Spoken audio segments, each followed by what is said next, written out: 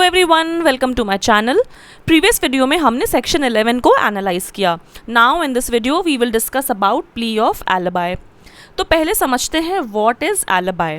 तो एलिबाई एक ऐसा सर्कमस्टांस है कि जिस वक्त ऑफेंस कमिट हुआ था उस वक्त अक्यूज्ड किसी और जगह प्रेजेंट था, किसी और जगह मौजूद था, या जिस वक्त ऑफेंस कमिट हुआ था उस टाइम के आसपास अक्यूज्ड किसी और जगह प्रेजेंट था। मतलब भले अक्यूज्ड उस एग्जैक्ट टाइम ऑफ ऑफेंस पे नहीं, लेकिन अगर अक्यूज्ड ये भी प्रूव कर दे कि उस टाइम के अराउंड, उस टाइम के आसपास वो किसी और जगह प्रेजेंट था, so that it is highly improbable कि वो एक साथ दो जगह प्रेजेंट हो सकता है। इसे एक एग्जाम्पल से समझते हैं। सपोज ए का मर्डर हुआ रोहिणी में at 3 PM। B is the accused person, he took the plea of alibi. B ने एविडेंस दिया कि वो 3:45 PM पे हौस खास में था, सेम डे सेम टाइम जिस वक्त मर्डर कमिट हुआ था। अब रोहिणी से हौस खास जाने में लगभग 1 से 1.5 घंटे लगते हैं। सो इट इज़ हाईली इम्प्रॉबेबल कि बी ए का मर्डर करके 45 मिनट्स में हौसखास पहुंच जाए अपने दोस्तों के साथ पार्टी करने। सो इट इज़ हाईली इम्प्रॉबेबल कि बी जिस जगह पे ऑफेंस हुआ था वो वहाँ पे प्रेजेंट था, that is the place of occurrence at the time when the offence was committed. तो इस केस में बी ने एलिबाई प्लीड किया कि वो 3 बजे नहीं बल्कि 3:45 PM पे किसी और जगह प्रेजेंट था, that is around the time when the offence was committed.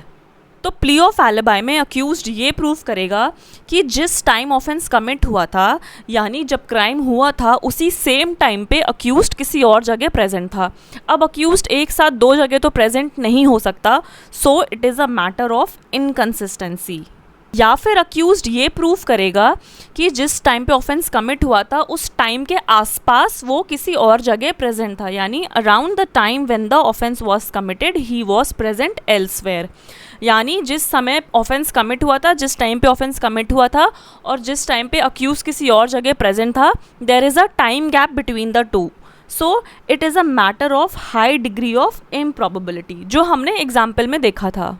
तो ऐसे केसेस में कोर्ट ओवरऑल सर्कमस्टांसिस को एग्जामिन करेगी कि दोनों प्लेसेस में कितना डिस्टेंस है, कितना ड्यूरेशन है टाइम गैप में, ट्रैफिक कंडीशंस क्या थी। ऐसा भी हो सकता है कि अक्यूज्ड के लिए पॉसिबल हो कि वो उस टाइम गैप में उतना डिस्टेंस कवर कर ले, but it is highly improbable. तो ऐसे केसेस में भी accused may get the benefit of alibi। Normally अगर सर्कमस्टांसेस अक्यूज के अगेंस्ट है तो कोर्ट प्ली ऑफ एलिबाई को थोड़ा सस्पिशन से देखेगी। सच क्या है, सच जानने के लिए कोर्ट अपनी पावर्स एक्सरसाइज करेगी under section 165 of Indian Evidence Act and section 311 of Criminal Procedure Code. Section 165 of Indian Evidence Act is about जजेस power to put question. Section 311 of CRPC में कोर्ट किसी भी विटनेस को सम्मन कर सकती है और उसे एग्जामिन कर सकती है। तो अगर कोर्ट को थोड़ा सा भी डाउट है regarding the plea of alibi तो कोर्ट उसे रिजेक्ट कर देगा। Court will normally look at the plea of alibi with suspicion and will exercise its special powers under section 165 of Indian Evidence Act and section 311 of Criminal Procedure Code to find out the real truth of the matter, and if there is a slightest doubt regarding the plea of alibi then it shall be rejected। लेकिन अगर accused plea of alibi properly establish कर दे तो accused को benefit of doubt दिया जाएगा। Dudhnath Pandey versus state of Uttar Pradesh, इस case को आप नोट कर लीजिएगा, ये एग्जाम पॉइंट ऑफ व्यू से इम्पॉर्टेंट है। इसमें ये हेल्ड हुआ था। This is an important case under section 11 of Indian Evidence Act. अगर accused plea of alibi establish करने में फेल हो जाता है, अक्यूज्ड एलिबाई नहीं प्रूव कर पाता है, तो इसका मतलब ये नहीं है कि अक्यूज्ड सीन ऑफ अकरेंस, यानी जहाँ पे जिस प्लेस पे क्राइम कमिट हुआ था, जिस प्लेस में ऑफेंस हुआ था, वो वहाँ प्रेजेंट था।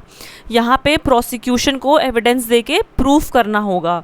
सो failure on part of the accused to establish plea of alibi does not help the prosecution and it can not be held that the accused was present at the scene of occurrence. The prosecution must prove it by positive evidence.